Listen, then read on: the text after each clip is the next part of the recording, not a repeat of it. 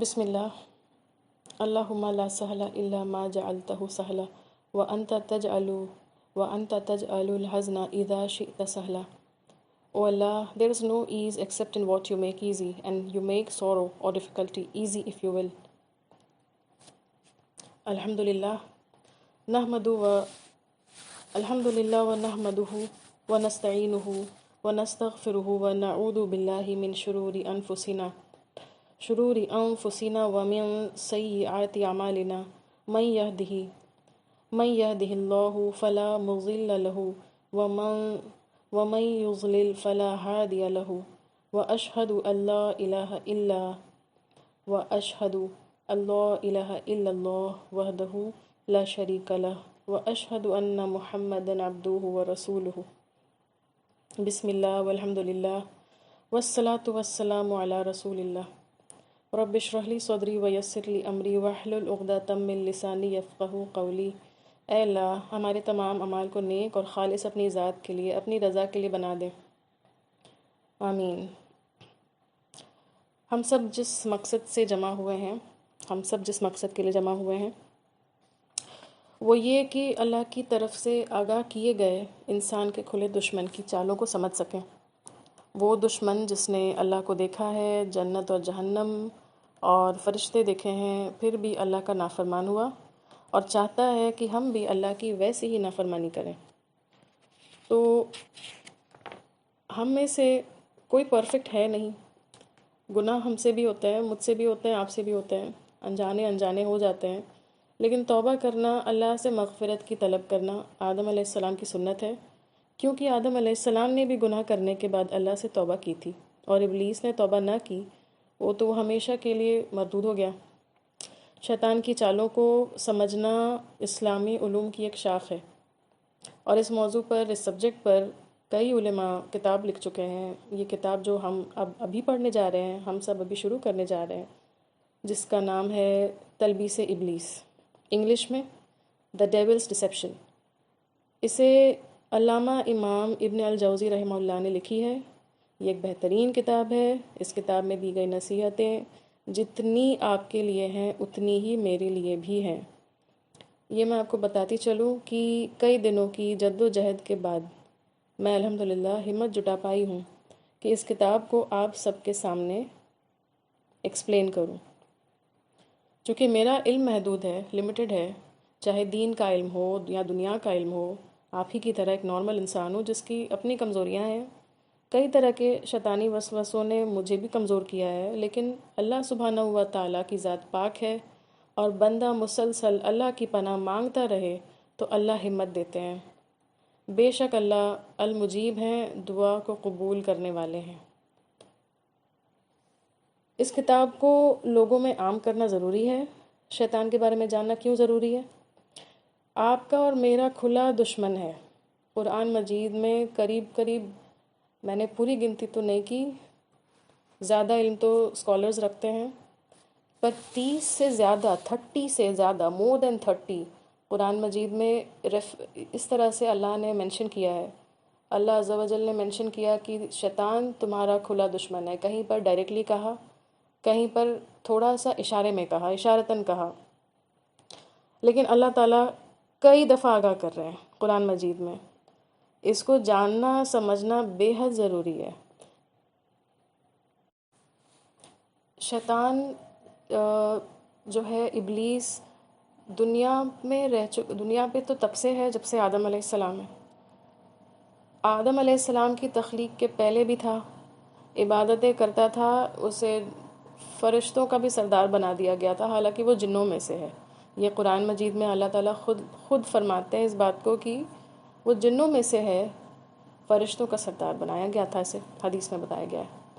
اب اس نے اللہ عز و جل کو دیکھا ہے، اس نے جنت جہنم دیکھی ہے، اس نے دیکھا ہے. ہم نے ابھی دیکھا نہیں. ہمارے لیے سب کچھ غیبی ہے، اس لیے ہم اسے ہلکے میں لے لیتے ہیں.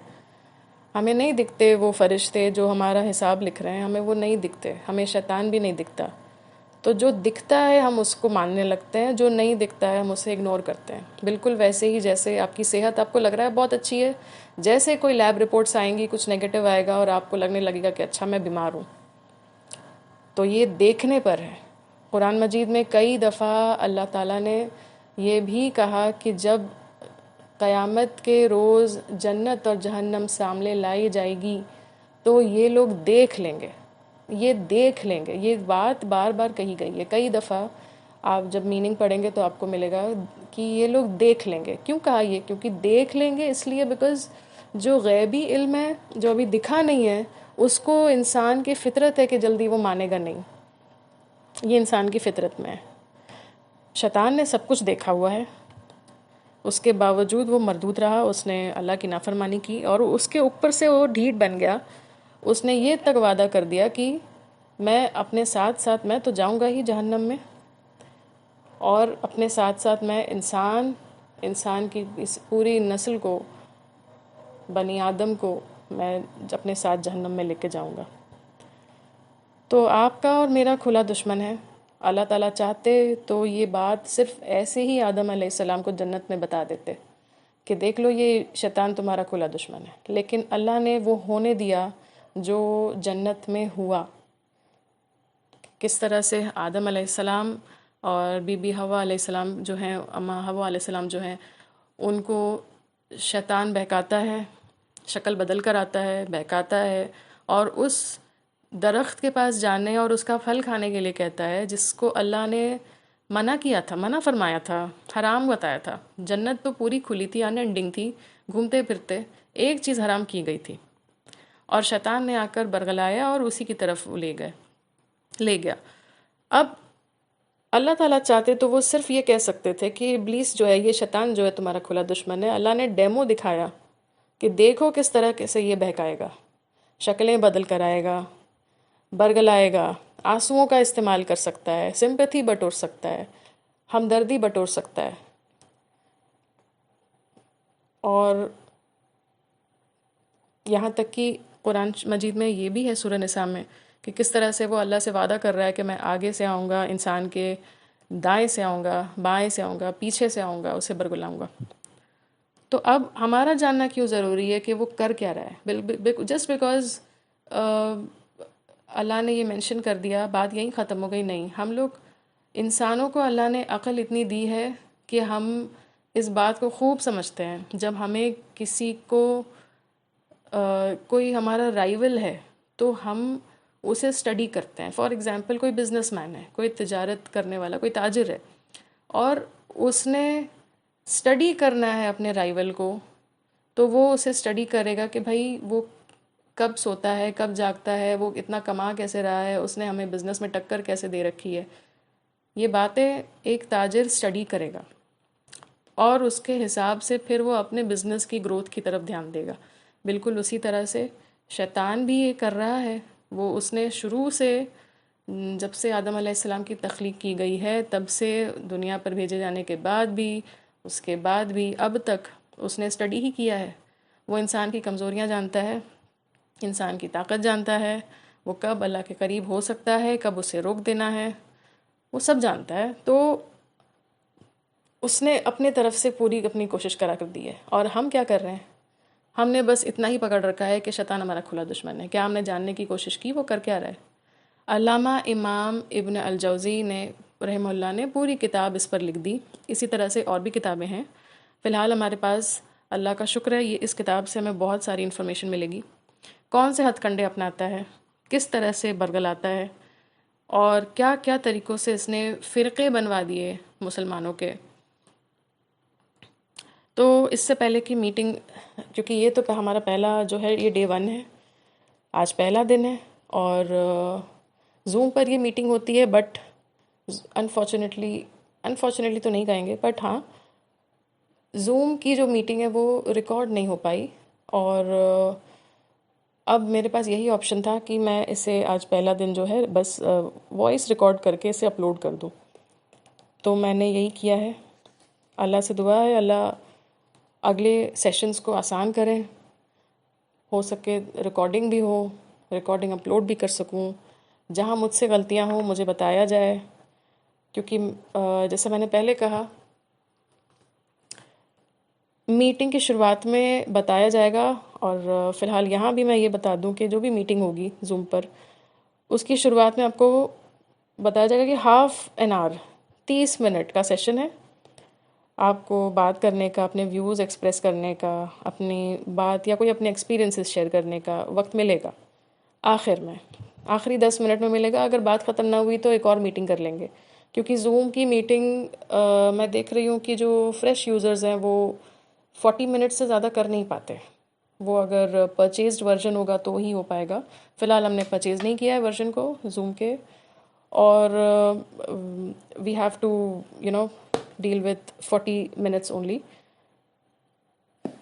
تو پہلے 30 منٹ جو ہے وہ بک ریڈنگ ہی ہوگی. اس کے بعد جو وقت بچے گا اس میں اگر کوئی کچھ کہنا چاہے تو اپنی بات رکھ سکتا ہے. It will be an open forum. It will be an open forum. باقی انشاءاللہ میری پوری کوشش ہے کہ جو بات ہے وہ حدیث سے ہی ثابت ہو، وہ بولوں. قرآن مجید سے جو بات ہے، اللہ کے کوئی احکامات ہیں یا اللہ کا میسج ہے، جو بھی ہے قرآن کی آیت ہو وہ بولی جائے، وہی بولوں. میرا اپنا اوپینین انشاءاللہ یہاں پہ کہیں نہیں ہوگا.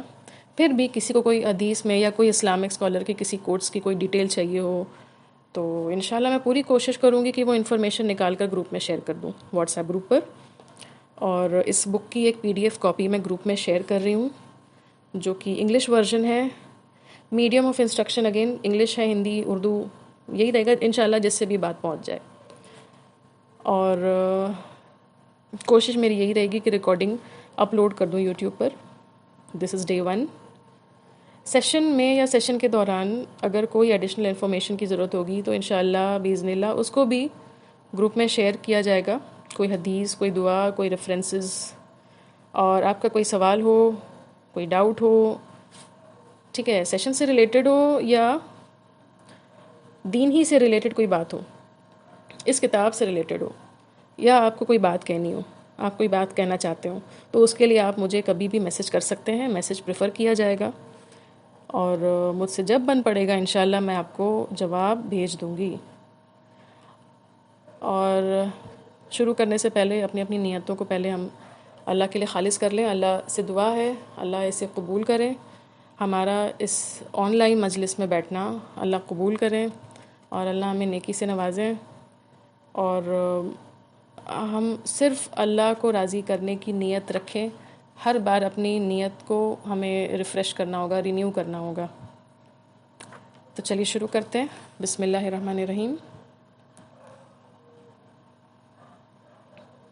تلبیس ابلیس، اور ان کا پورا نام ہے الحافظ ابو الفراج ابن الجوزی.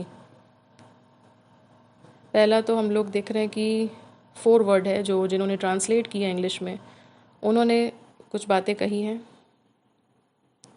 Okay, so we'll skip that. سب ملا کر کے اس میں 13 یا 14 چیپٹرز ہیں. Okay, 14 chapters. 4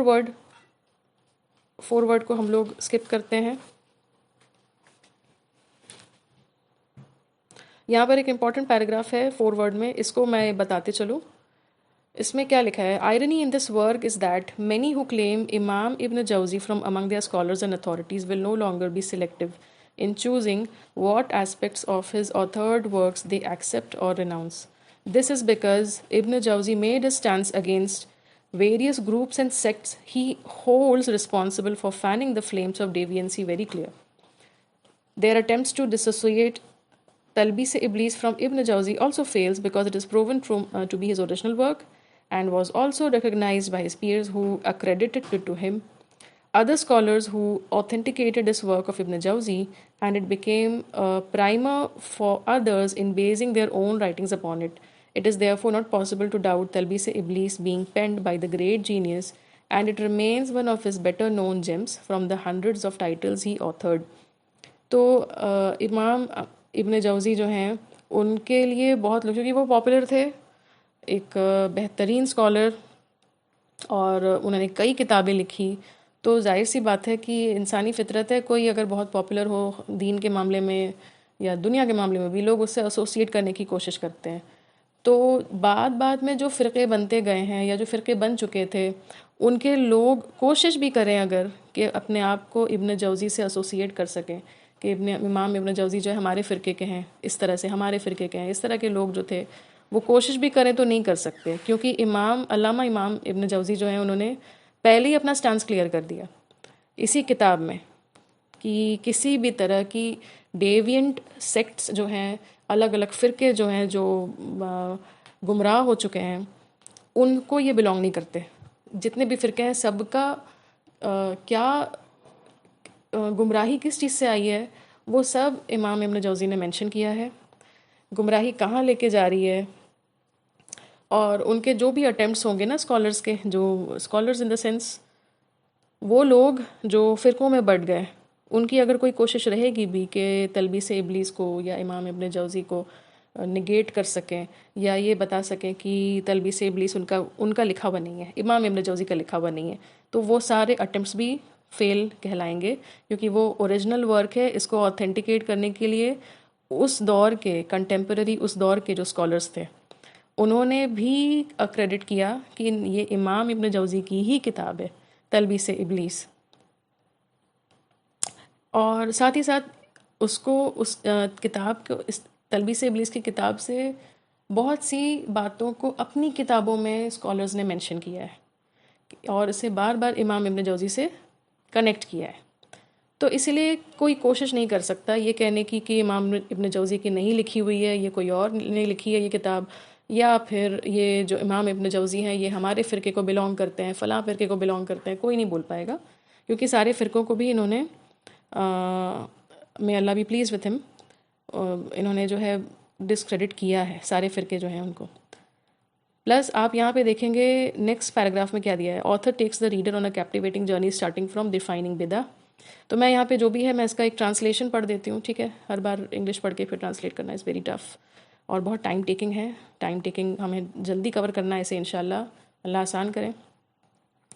تو امام ابن جوزی جو ہیں دی آتھر، انہوں نے اس کتاب میں کیا کیا ہے، سب سے پہلے تو بدعت کو ڈیفائن کیا ہے، بدعت ہے کیا اور لوگوں نے اس کو کیسے دیکھا، اور صحابہ اور تابعین اور تبع تابعین جو ہیں انہوں نے کیسے دیکھا، ٹھیک ہے.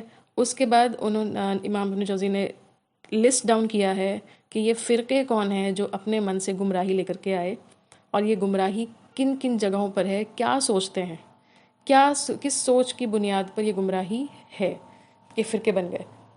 تو اس طرح سے امام ابن جوزی نے اس کتاب کو، بہترین کتاب کو نوٹ ڈاؤن کیا ہے. اور اس کتاب کی بہت تعریف اور اس میں سے بہت کچھ مینشن کیا ہوا ہے الگ الگ اسکالرز نے. ایک ہے امام الذہبی.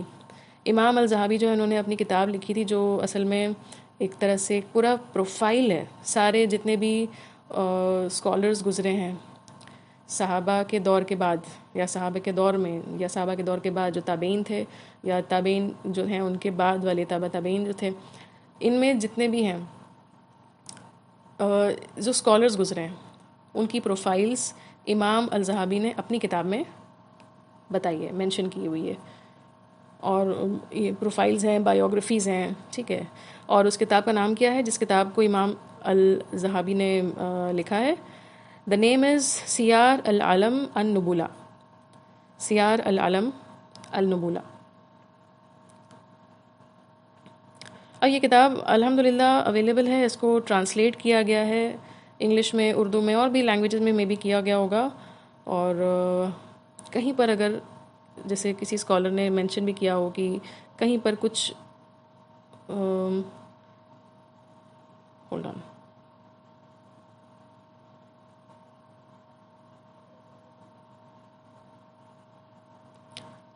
Okay, the biography.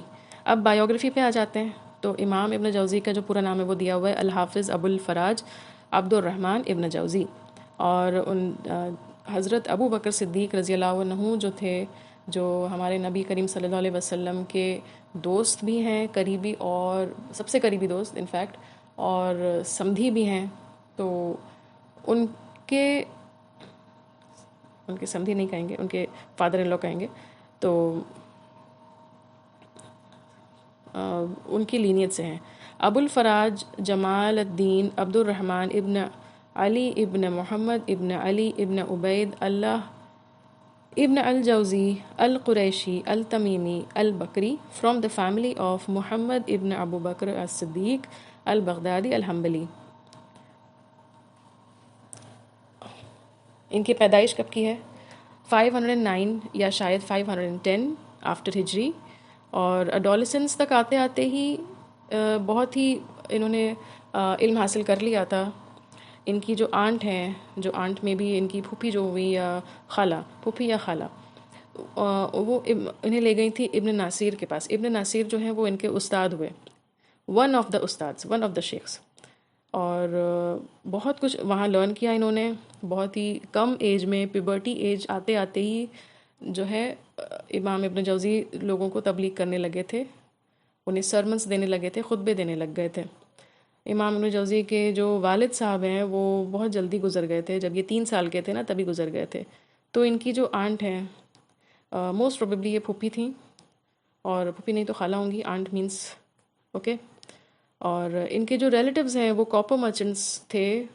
تو کئی بار حدیث کی جو ہیئرنگز ہوتی ہے نا، حدیث کی ہیئرنگز کا مطلب ہے جب حدیث نبی کریم صلی اللہ علیہ وسلم کی حدیث کو پریکٹس کرائی جاتی ہے، لرن کرائی جاتی ہے، پھر اس کی ہیئرنگ ہوتی ہے.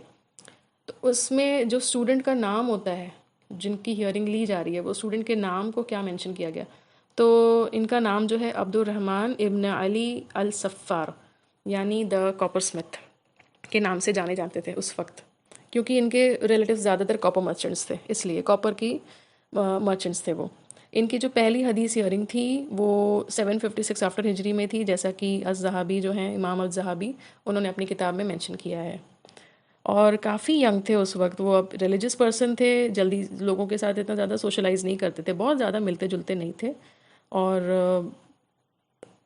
یہ اپنے کھانے پر خاص دھیان دیتے تھے کہ ان کا کھانا جو ہے وہ کسی ڈاؤٹ فل، کسی مشبوہ سورس سے نہ ہو. ٹھیک ہے، کھانا دیکھیے بہت بڑی چیز ہے. ہم لوگ مسلمان ہیں، ہمارے کھانے کو لے کر بھی اللہ تعالیٰ نے کچھ احکامات جاری کیے قرآن مجید میں، اور وہ یہ کہ کھانا آپ کا حلال ہو. کھانا کس طرح حلال ہوگا وہ باتیں بتا دی گئیں، حرام کیا ہوگا بتا دیا گیا. اب جو حلال حرام کے بیچ میں آتا ہے، جس کا پتہ نہیں چل رہا کہ اس کا سورس کیا ہے، وہ مشبوہ کہلائے گا، ڈاؤٹ فل کہلائے گا. تو اگر ڈاؤٹ فل بھی ہوتا تو امام ابن جوزی جو ہیں وہ اس میں سے کھانا پسند نہیں کرتے، اور وہ زیادہ دوستوں میں گھلتے ملتے نہیں تھے. ریلیجس پرسن تھے. دین پر دیکھیے، دین سے ایک بار آدمی جڑنے لگتا ہے، دین کا علم حاصل کرنے لگتا ہے، تو وہ اللہ کے قریب زیادہ ہونے کی کوشش کرنے لگتا ہے. پھر وہ سوشلائز کم کرے گا وہ انسان، کیوں؟ وہ فطری ہے. انفیکٹ آپ خود دیکھیں، ہماری نماز بھی ایسی ہے. اگر ہم جماعت میں بھی نماز اگر پڑھ رہے ہیں، مرد بھی اگر جماعت میں نماز پڑھ رہے ہیں، تو بھی وہ اپنی اپنی نمازیں پڑھ رہے ہوتے ہیں، اپنی اپنی نمازیں. اپنا جو ان کا جو ریسیٹیشن ہے اس پر دھیان ہوتا ہے، اللہ سے کنیکٹ کرنے کی کوشش ہو رہی ہوتی ہے، کوئی ایک دوسرے سے بات نہیں کر رہا ہوتا. تو یہ دیکھیے، جب اسی سے آپ کو سمجھ اور مجھے سمجھ آنا چاہیے کہ دین کے معاملے میں یہ باتیں بتا دی گئی ہیں. کچھ باتیں ہیں اس طرح سے جنرلی بھی بولی جاتی ہیں، جو بہت زیادہ بولنے والا ہوگا اس کے بارے میں بتا دیا گیا کہ خرابی ہے. زبان کو لے کر کے بہت باتیں بتائی گئی ہیں کہ زبان کو لے کر آپ کیئرفل ہو جائیں. سوشلائز جو بہت زیادہ کریں گے پھر ان کا بھی جو ہے من نہیں لگتا، انہیں گھبراہٹ ہوتی ہے. یہ باتیں بھی کچھ حدیث سے ثابت ہیں. اگر کسی کو جاننا ہو تو پھر بتائیں، میں اسے گروپ میں ڈالوں گی. لیکن اس کا مطلب یہ بھی نہیں ہے کہ آپ سوشلائز نہ کریں. ہاں، پورا دن پورا وقت دے دینا، گھلنا ملنا ہر وقت ہو رہا ہے، ہر وقت ملنا اٹھنا بیٹھنا، دس از ناٹ ڈن. اگر آپ کو اللہ سے قریب ہونا ہے، اللہ سے قربت حاصل کرنی ہے، تو دین کا علم حاصل کرنا ہے اور وقت اللہ کو دینا ہے.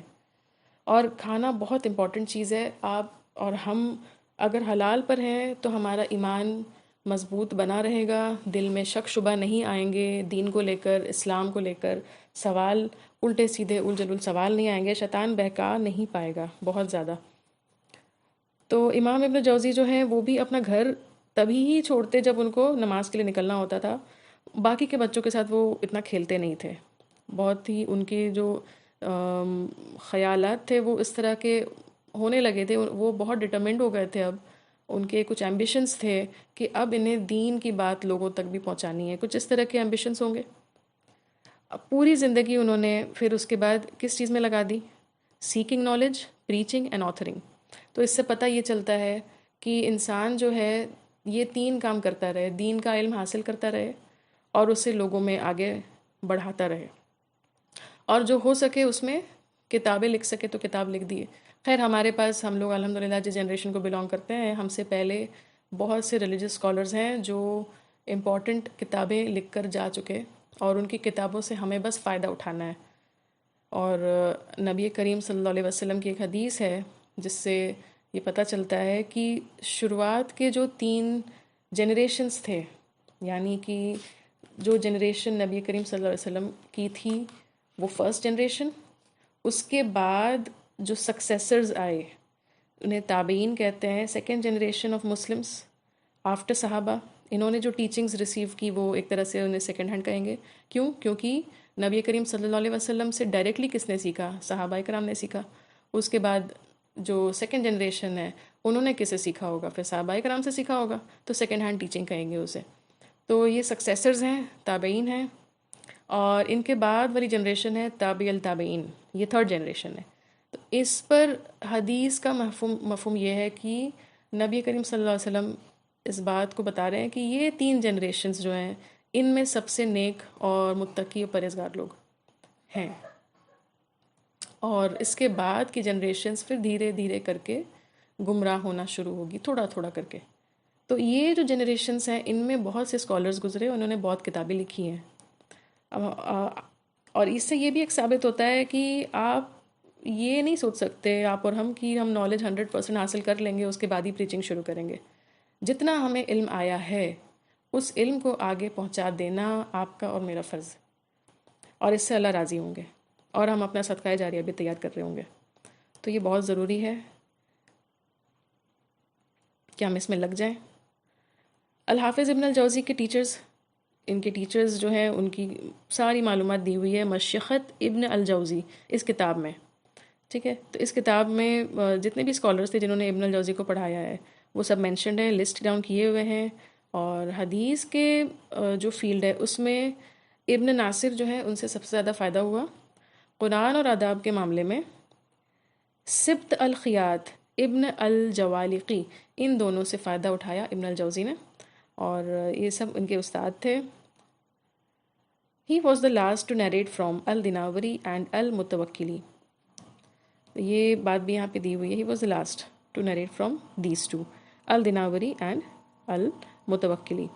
یہ دونوں بھی استاد ہی تھے اور ان سے نیریٹ کرنا میں سب سے لاسٹ ابن الجوزی رہے. اسٹوڈنٹس کون تھے ان کے؟ جو شاگرد تھے وہ کون تھے؟ شاگرد میں ان کے اپنے بیٹے اور کمپینین جو ان کے ساتھ رہتے، ان کے بیٹے اور ان کے ساتھی کہلائیں گے، جو ہر وقت ان کے ساتھ رہتے تھے، وہ تھے محی الدین یوسف. محی الدین یوسف جو تھے وہ ٹیچر بھی تھے ایک انسٹیٹیوٹ میں. انسٹیٹیوٹ کا نام ہے المستعصم باللہ. اور ان کے جو سب سے بڑے بیٹے تھے علی الناسخ. ریپیٹ، ان کے جو ایک سب سے بڑے والے بیٹے تھے محی الدین یوسف، یہ تھے ٹیچر انسٹیٹیوٹ میں. انسٹیٹیوٹ کا نام ہے المستعصم باللہ. اور ان کے بیٹے یعنی محی الدین یوسف کے جو بیٹے ہیں سب سے بڑے والے علی الناسخ، اور علی الناسخ ایک طرح سے ابن الجوزی کے پوتے بھی لگے اور وہ پریچر بھی تھے.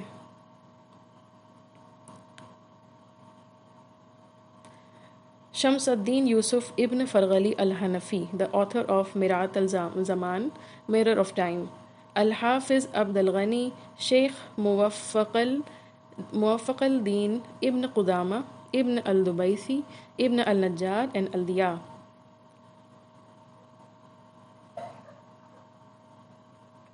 یہ جو تھے ان کے بیٹے اور ان کے پوتوں کی بات ہو گئی، لسٹ پوری ہے. یہ سارے اسٹوڈنٹس تھے ان کے، ٹھیک ہے، ابن الجوزی کے اسٹوڈنٹس تھے. گرینڈ سن کی بات کریں تو گرینڈ سن جو ہوئے، پوتے جو ہوئے، ابو المظفر اور majority of those who wrote his biography, جو زیادہ تر جو انہوں نے ان کی بایوگرافی لکھی ہے وہ بتاتے ہیں کہ ان کے 3 بیٹے تھے. ٹھیک ہے، تو یہ ان میں جو سب سے بڑے والے تھے ابو بکر عبد العزیز، سب سے بڑے والے تھے. وہ کن کے؟ ابن الجوزی کے سب سے بڑے والے بیٹے ابو بکر عبد العزیز. یہ جورسٹ تھے in the school of Ahmad and took knowledge from ابو الوقت ابن ناصر الارماوی and a group of his fathers teachers. تو انہوں نے جب علم حاصل کیا تو یہ اسکول آف احمد کا مطلب ہوا امام احمد ابن حنبلی اسکول آف تھاٹ کے جو جورسٹ ہیں وہ یہ بن گئے. ٹھیک ہے, جورسٹ یعنی فقہ کی انہوں نے کتاب پڑھی, فقہ پڑھا انہوں نے, اور اس کے بعد انہوں نے نالج کس سے لی تھی؟ ابو الوقت سے لی تھی, ابن ناصر سے لی تھی, الارماوی سے لی تھی, اور ان کے جو فادر تھے یعنی کہ ابن الجوزی ان کے جو ٹیچرز ہوئے ان سے. ٹھیک ہے, اور یہ گئے تھے الموصول کی جو سٹی ہے, شہر ہے, وہاں گئے تھے, اور وہاں جا کر کے بھی انہوں نے پریچنگ کی ہے, کئی خطبے لیے انہوں نے, اور وہاں لوگوں نے ان کو بہت ایکسیپٹ کیا. کن کو؟ ابن الجوزی کے سب سے بڑے والے بیٹے کو. بس ایک فیملی ایسی تھی الزہرا زہری جو تھوڑا وہ جیلس تھے ان سے, بڑے والے بیٹے سے, اور وہ ان کی حسد جو ہے وہ اتنی بڑھ گئی کہ انہوں نے زہر ملا دیا ان کے کسی ڈرنک میں. ٹھیک ہے, جو ان کا ڈرنک تھا یعنی کہ پانی ہو سکتا ہے یا کوئی پینے کی چیز تھی جس میں انہوں نے زہر ملا دیا, اور اس کی وجہ سے ابو بکر عبدالعزیز جو تھے بڑے والے بیٹے, ان کی موت ہو گئی. الموصول میں ہی ختم ہوئے, الموصول موو کر کے گئے تھے, ٹریول کر کے گئے تھے, وہیں وہ ختم ہو گئے 554 آفٹر ہجری میں, during the life time of his father ابن الجوزی کی لائف ٹائم میں ہی. سیکنڈ والے جو بیٹے تھے ان کا نام ہے ابو القاسم بدر الدین علی الناسخ, اور تھرڈ والے جو بیٹے تھے ان کا نام ہے ابو محمد یوسف محی الدین. تو یہ جو ابو محمد یوسف محی الدین جو ہیں انہی کے بارے میں دیا ہوا ہے کہ یہ جو تیسرے بیٹے ہیں یہ ان کے اسٹوڈنٹ بھی رہ چکے, ان کے کمپینین بھی تھے, بہت بڑے اسکالر ہوئے تھے یہ. ٹھیک ہے, اور یہ ٹیچر رہے تھے المستعصم باللہ جو انسٹیٹیوٹ ہے اس میں. اب بات کرتے ہیں تیسرے بیٹے کی. He was the most intelligent and youngest son, سب سے زیادہ ذہین جو تھے وہ یہ چھوٹے والے بیٹے تھے, سب سے چھوٹے والے بیٹے, اور 580 آفٹر ہجری میں یہ ہوئے تھے. دیکھیے آپ کا اور میرا یہ جاننا کیوں ضروری ہے کہ ابن الجوزی کی لائف ٹائم کیسی تھی, ان کی اولاد کون تھی, کیا سیکھا, کہاں سے سیکھا, یہ جاننا کیوں ضروری ہے؟ کیونکہ جب تک ہم اور آپ اس کو نہیں پڑھیں گے, سمجھیں گے, ہم یہ نہیں سمجھ پائیں گے کہ جو باتیں انہوں نے کتاب میں لکھی ہیں وہ کہاں سے آ رہی ہیں. آپ پتہ کر لیں جتنی حدیث کی کتابیں رہتی ہیں ان میں جو نیریشنز رہتی ہیں, جو چین آف نیریشنز ہیں, وہ چین کی نبی کریم صلی اللہ علیہ وسلم سے کس نے سنا اور ان سے کس نے سنا اور ان سے کس نے سنا, وہ جو چین ہے اس میں جتنے لوگ ہیں ان سب کی بایوگرافیز ہوتی ہے لکھی ہوئی. اس کے بعد اس سے آتھینٹسٹی پتہ چلتی ہے کہ وہ شخص کتنے آتھینٹک تھے, کتنے نہیں تھے, اور اسی کے حساب سے حدیث بھی میری سمجھ سے اس جو حدیث ہے وہ آتھینٹک ہے یا ضعیف ہے, ٹھیک ہے, وہ کس درجے پہ آتی ہے, وہ سب کچھ ڈیسائیڈ ہو رہا ہوتا ہے. تو یہاں بھی آپ دیکھیں گے کہ یہ آپ کا جاننا, میرا جاننا بہت ضروری ہے کہ جن کی کتاب ہم پڑھ رہے ہیں وہ کیسے تھے, ان کے ساتھ کیا معاملہ ہوا, ان کے بچوں کے ساتھ کیا معاملہ ہوا. اور آپ دیکھ رہے ہیں جو سب سے بڑے والے بیٹے ہیں وہ بہت ذہین تھے, اور وہ بہت پریچنگز انہوں نے کی, انہوں نے بہت سارے خطبے دیے, جو بھی دین کا علم انہوں نے حاصل کیا ان کو آگے بڑھانے کی انہوں نے کوشش کی. الموصول سٹی میں شفٹ ہوئے تھے اور وہاں جا کر کے وہ یہ دین کا کام کر رہے تھے, لیکن جو حاسد ہے اسے تو شیطان نے بہکایا ہوا ہے, اور وہ حسد, وہ جیلسی اس حد تک آگے بڑھ گئی کہ انہوں نے زہر ملا دیا. یہ حسد جو ہے شیطان کا ہی لایا ہوا ہے, ہم لوگ اس کو انشاءاللہ آگے دیکھیں گے, اور وہ اس کے بعد انسان کو اس حد تک لے کے جاتا ہے کہ انسان جو ہے بھول جاتا ہے کہ کیا صحیح ہے کیا غلط ہے, اور وہ پھر شیطان اس کے ساتھ ویسے ہی کھیل رہا ہوتا ہے جیسے ایک بال کے ساتھ. جو کہے گا شیطان پھر وہ لوگ کرتے ہیں جو حسد میں آ گئے ہیں, جیلسی میں آ گئے ہیں. اس لیے تھوڑی جیلسی تو سب میں ہوتی ہے, یہ حدیث سے ثابت ہے کہ جیلسی سب میں ہوتی ہے, لیکن یہ ڈالی کس لیے گئی تھی؟ یہ ڈالی گئی تھی اس لیے کہ دین کا علم جو ہے اس کے معاملے میں تھوڑی کمپٹیشن ہو, ریولری ہو, اور لوگ ایک دوسرے کے ساتھ بہتری میں کمپیٹ کریں. یہ جیلسی اس چیز کے لیے انسان کی فطرت میں ڈالی گئی تھی. یہ بات بھی کہیں نہ کہیں کتاب سے ہی ثابت ہے. اور اگر مجھے کبھی موقع ملے گا انشاءاللہ تو میں ڈالوں گی. اگر میں بھول جاؤں گی تو یاد دلانا آپ کا کام ہے, گروپ میں ڈالیں کہ آپ ایک حدیث اس سے ریلیٹڈ ڈالنے والی تھی, تو ہم انشاءاللہ اس کو پوسٹ کریں گے. فی الحال آگے بڑھتے ہیں. تو 580 ہجری میں, آفٹر ہجری میں یہ ان کی پیدائش ہوئی سب سے چھوٹے والے بیٹے کی, اور وہ بھی خطبے دیتے تھے اور تقریر کرتے تھے اپنے فادر کے بعد, اور اس میں وہ بہت آگے, بہت ایکسل کر رہے تھے.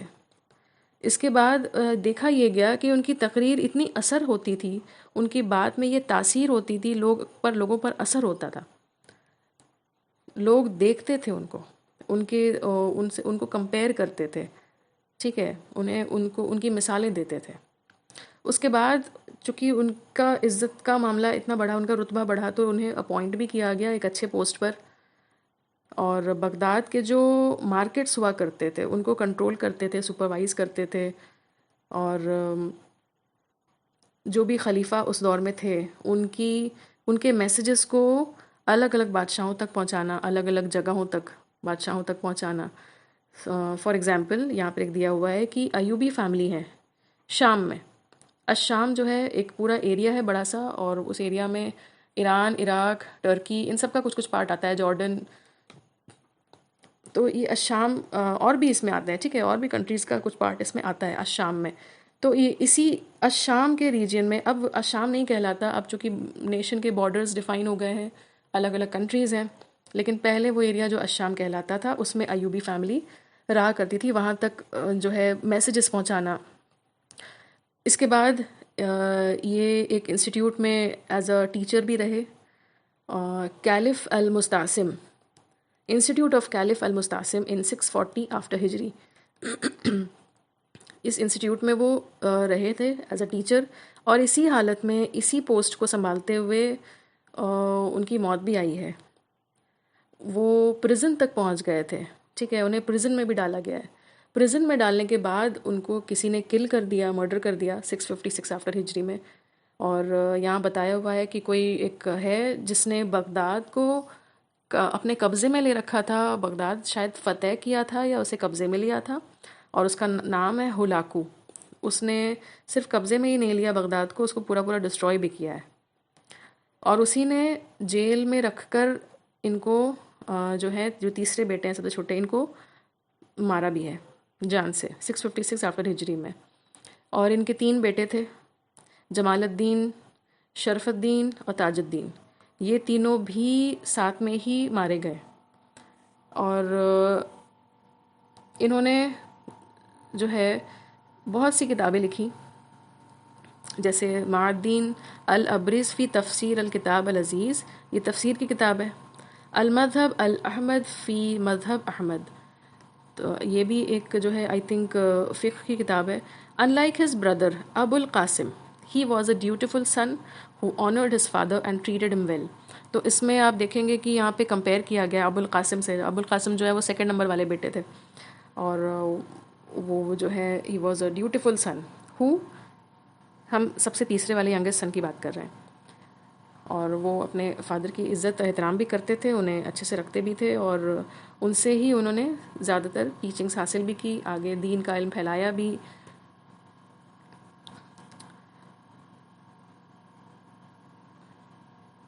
His grandson mentioned that Ibn al-Jawzi had many daughters.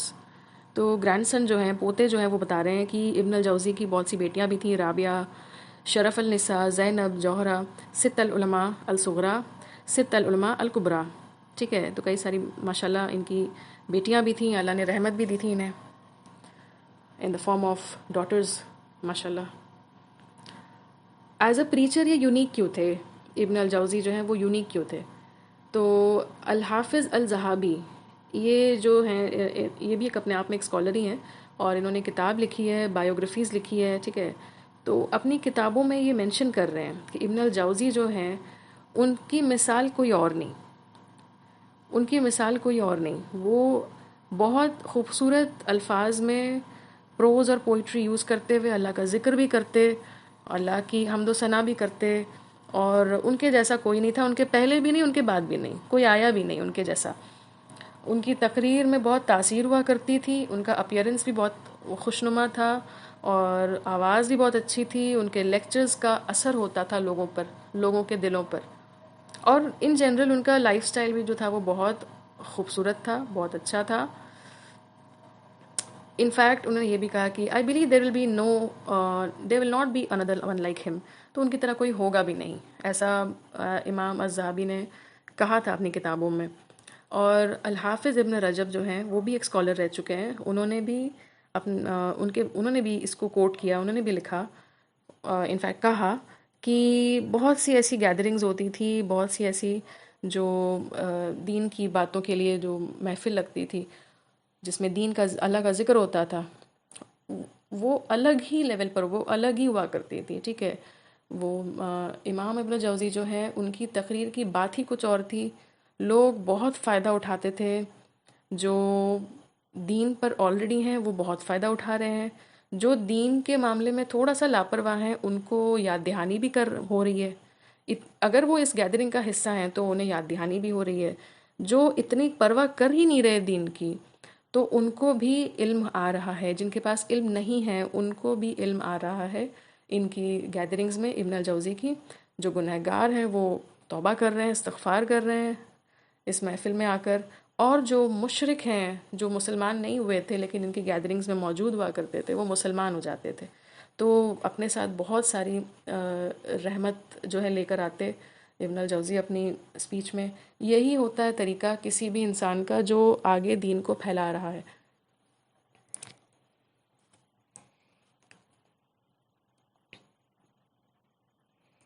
اس کے علاوہ ان کی یہاں پہ جو ہے بہت ساری کتابوں کا ذکر بھی ہے کہ قریب قریب انہوں نے 300 کتابیں لکھی ہیں. کچھ پرنٹڈ ورکس بھی ہیں. ٹھیک ہے، ہم ان کے بارے میں دیکھیں گے کہ ایگزیکٹلی کن کن چیزوں کی ہے. تلقیفہم اہل الاثر فی مختصری السیاری والاخبر. تو یہ کتابیں جو ہیں ان کے جتنی بھی یہاں پہ مینشنڈ ہیں، ان کا یہاں پہ ایک ڈسکرپشن دیا ہوا ہے کہ نبی کریم صلی اللہ علیہ وسلم کی کچھ ہسٹوریکل رپورٹس ہیں اور صحابہ کرام کے ساتھ. اور ایک کتاب ہے جس میں جو بھی ذہین لوگ ہوا کرتے تھے ان کی سٹوریز مینشنڈ ہیں، لٹریچر کتاب. پھر ایک کتاب ہے جس میں خلیفہ عمر ابن عبدالعزیز کی جو ان کی جو خوبیاں خصوصیت تھی وہ سب کچھ مینشنڈ ہے اس ایک کتاب میں. پھر ایک کتاب انہوں نے لکھی جو دین سے جو ریلیٹڈ تھی، ٹھیک ہے، اسپریچویلٹی سے ریلیٹڈ تھی. پھر اس کے یہ کتاب کا نام کیا ہے بائی دا وے؟ 17th یہاں پر دیکھ لیتے ہیں. روح الارواح، یعنی روح اور ارواح. جو ارواح کا جو معاملہ ہے، جو روح کا معاملہ ہے، روح سے ریلیٹڈ اور دین سے ریلیٹڈ، وہ سب کچھ اس میں مینشنڈ ہے. پھر اس کے بعد ایک ابرجڈ ورژن تھا جو ایک کتاب پہلے سے تھی، تاریخ الملوک والامم. اس کا ایک شارٹ ورژن، ابرجڈ ورژن بھی انہوں نے بنایا. پھر تفسیر کی کتاب بھی ایک ہے، history of nations and kings, ایک ہسٹری کی کتاب جس میں پہلے کون سے زمانے گزرے، ملک کا نام اور ان کے بادشاہ کون تھے. ٹھیک ہے، پھر اس کے بعد ایک اور کتاب ہے جو ہسٹری سے ہی ریلیٹڈ ہے جس میں لیڈرز اور کنگز جو گزرے ان کا بیان ہے. پھر اس کے بعد ایک ایسی بھی کتاب ہے جس میں ابن الجوزی نے رپورٹ کی ہے ان کی سٹوریز جنہیں عقل کم ہے. ٹھیک ہے، جو انفیکٹ ان کو یہاں صاف صاف لکھا ہوا ہے دیور ایڈیٹس اینڈ فولس. ان کی سٹوریز ایکچولی یہ مینشن کرنا بھی ضروری ہے کہ جو شر لے کر آتے ہیں اپنے ساتھ یا جو فولشنس لے کر آتے ہیں تو وہ کیسے ہوتے ہیں. تو وہ ایک مثال دینے کے لیے بھی انہوں نے کتاب لکھی ہوگی تاکہ لوگ اس سے سبق حاصل کریں کہ ایسے نہ بننا. خیر آگے بڑھتے ہیں. The book relates to the virtues of the prophet صلی اللہ علیہ وسلم. ایک اور کتاب ہے جس میں نبی صلی اللہ علیہ وسلم کی جو خاص ورچوز تھے وہ مینشنڈ ہیں. عمر ابن الخطاب رضی اللہ عنہ کے ورچوز مینشنڈ ہیں. عمر ابن الخطاب کون؟ عمر ابن الخطاب نبی کریم صلی اللہ علیہ وسلم کے سسر بھی لگتے ہیں اور خلیفہ بھی گزرے ہیں. Then we have Ibn al-Jawzi. He passed away on Friday, the 12th of Ramadan. تو آپ دیکھیں یہ جمعہ کے روز رمضان میں 12 تاریخ کو یہ ختم ہوا ہے 597 آفٹر ہجری میں. اور کیا بہترین جگہ ملی ہے انہیں عراق میں. باب الحرب جو ہے ایک قبرستان ہے عراق میں. اور امام احمد ابن حنبل جو امام ہیں، ہمارے 4 امامس ہیں نا ہمارے، ان میں سے جو امام احمد ابن حنبل ہیں ان کے بغل میں، ان کے بازو میں جو قبر ہے وہ انہی کی ہے. انہیں یہیں تدفین کیا گیا ہے. تو بے حد خوبصورت ان کا جو ہے لائف کا ایک ٹائم لائن یہاں پر دیا ہوا ہے. انشاءاللہ اس کے آگے ہم لوگ اگلی کلاس میں کنٹینیو کریں گے، اگلے سیشن میں. السلام علیکم ورحمۃ اللہ وبرکاتہ. سبحان ربک رب العزت عما یصفون، سبحانک اللہم و بحمدک نستغفرک و نتوب الیک ونشہد ان لا الہ الا انت نستغفرک